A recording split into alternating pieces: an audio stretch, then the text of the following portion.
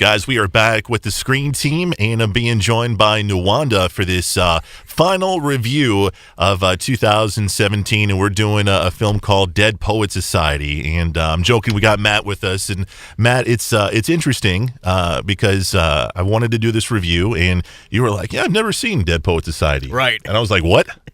He's like, "No, seriously, I haven't seen it." Yeah, does that mean that like my critical credentials get taken away for not having seen? Well, here's the thing: we might not renew your membership to be on the Screen Team anymore. It depends on how this review goes. Yes. Let us know in the comments if I am out of a job. So let us know. Dead Poet Society, you finally saw it. What'd you think? Loved it.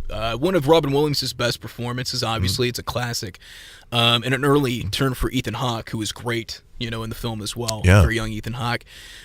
It was one that I wasn't expecting. With Robin Williams, because when I think of his inspirational work, I think of like Good Morning Vietnam, and I think of this boisterous personality and a very loud personality, and I think of something over the top. This was more of a subdued role for him. Yeah, very it laid really back was. in a lot of ways. He had a lot of passion that burned within him, but it was more of a mentor role, and because of that, it was more, I'm going to see what I can get out of these students and bring their fire and their passion out, and let them be the animated ones. And it was kind of like, even though he was the starring role, it was kind of a supporting role at the same time, both on screen and, off screen. Yeah. I mean, the pretty much basic focus of this film is seizing the day.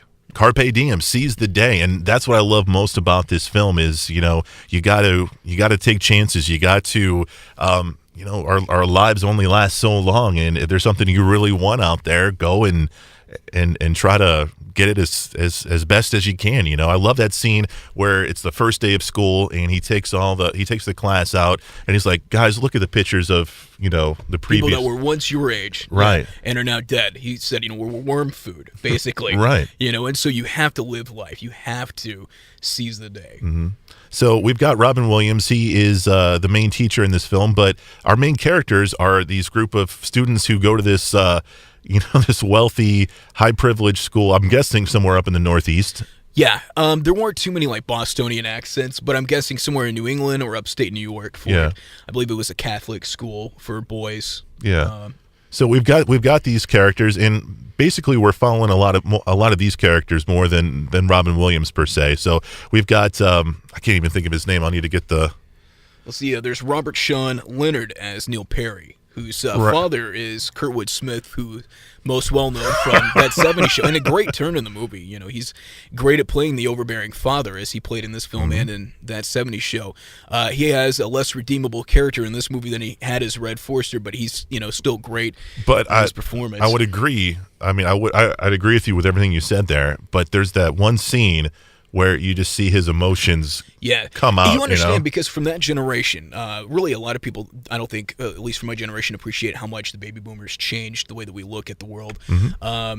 Not to give the hippies too much credit, but before a certain period of time, you went into the workforce, and it didn't matter if you enjoyed it or not. It was what you could make money at, what you could support a family with, and how proficient you were at that job. If you're proficient, you could be successful, and that's all that mattered at that time. And this, for Robert Sean Leonard's character, Neil Perry, he wanted to be happy. And that's something that the baby boomer generation, which is, kind of taking place in the 50s and 60s, what he's aspiring to be as an actor. And his father says, "No, I don't want you to do any of that, because you have opportunities that I never had, and I want what's best for you." But he doesn't understand that what's best for him is to follow his own passions. That's true. Very true. And we've got Josh Charles, who plays Knox Overstreet. What are his passions? Knox, girls, he has right? a girl, yeah. Girls, he has right? a very lovely lady that he's after. And at the risk of being beaten to a bloody pulp by her then boyfriend, one of the jocks at a local public school, he risks life and limb to woo her, as we find out that's the only reason our language was ever invented, was to woo women. It's true. It really is. Absolutely. It really is, man.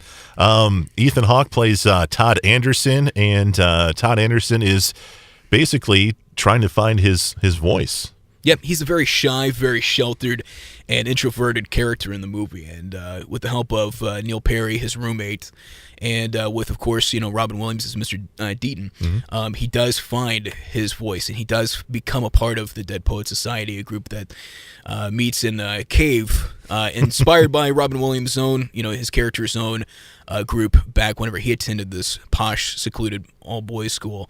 And through this club, he's able to find his own voice, to come out and be his own man, essentially, and be a free thinker, which is, what Robin Williams' character wanted for the kids more than anything else, was to be free thinkers and to have their own voice and to be their own people. Yeah.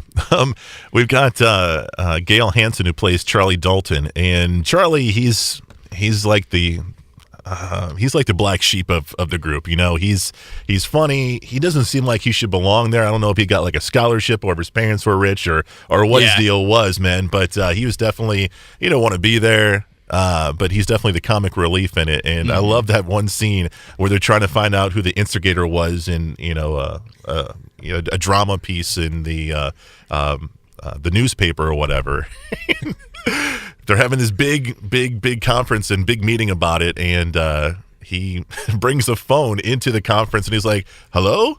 Yeah, it's for you, Dean." And It's God. It's God, man. So he brings some much needed comic relief to the movie, and so you saw it, you liked it. Is this a movie though that you want to revisit? Yeah, absolutely. It's one. I was never a big Ethan Hawke fan, but I respect his body of work, and having seen some of his other movies, I'd like to revisit down the road because he's young here, but you can still see the prowess. He's a very talented actor, and it's one. I mean, for most Robin Williams films, I can go back and watch, especially his more inspirational or comedic roles. Right. His darker roles, like 1 Hour Photo and Insomnia, they're good, but it's these kind of roles that I know him best for, and I grew up with him, and there's a nostalgic attachment to his performances in movies like this, even though I had only seen it as an adult, recently, that I can go back and enjoy and almost feel like a kid again. Well, couldn't said any better myself. Matt, thank you so much for being on the show. Hey, thanks for having me. Merry Christmas, Happy New Year to you and your family, man. Hey, right back at you. And Happy Christmas and Merry New Year to you as well, man. Thank you so much for listening to The Screen Team and watching The Screen Team on YouTube and Facebook, and our website is screenteampb.com. We appreciate all the support in 2017, and we have big things in store for 2018. So for Matt and Chris, we want to thank you for watching The Screen Team, and remember, we want you to know before you go.